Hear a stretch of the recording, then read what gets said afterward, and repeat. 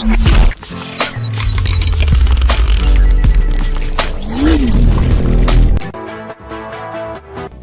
guys, it's Heather. Welcome to How to Be Fancy. Today I'm going to be showing you how I use a hairdryer when styling vintage hair.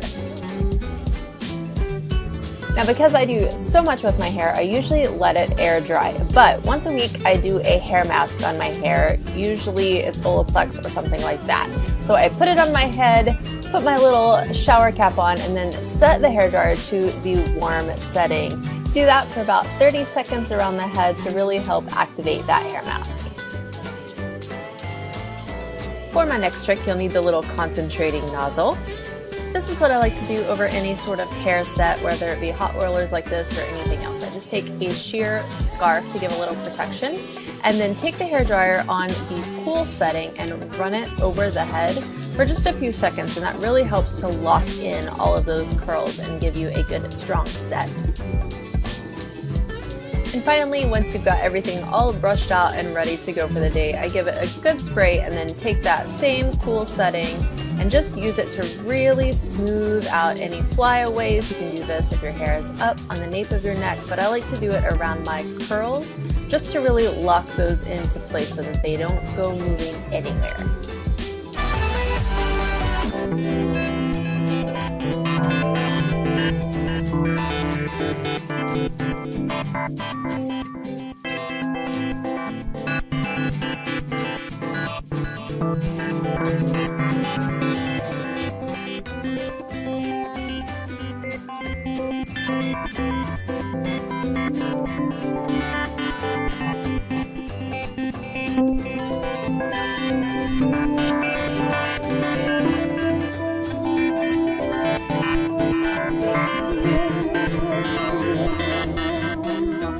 To create Teresa's look, I use the tapered curling iron to get the opposite effect.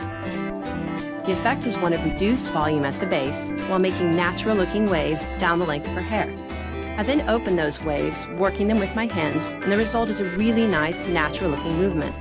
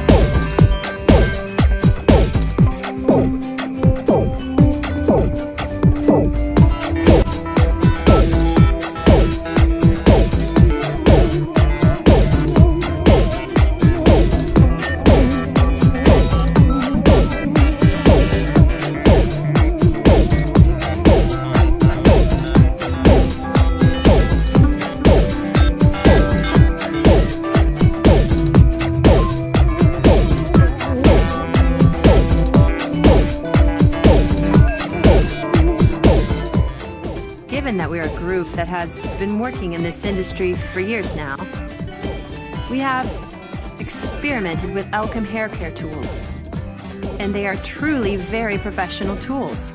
They are very high quality tools. They make our jobs as hairstylists easier, simpler, and just a lot more fun. And another major benefit of these Elcom products is that they actually ensure good hair care while we work, which other tools just don't do.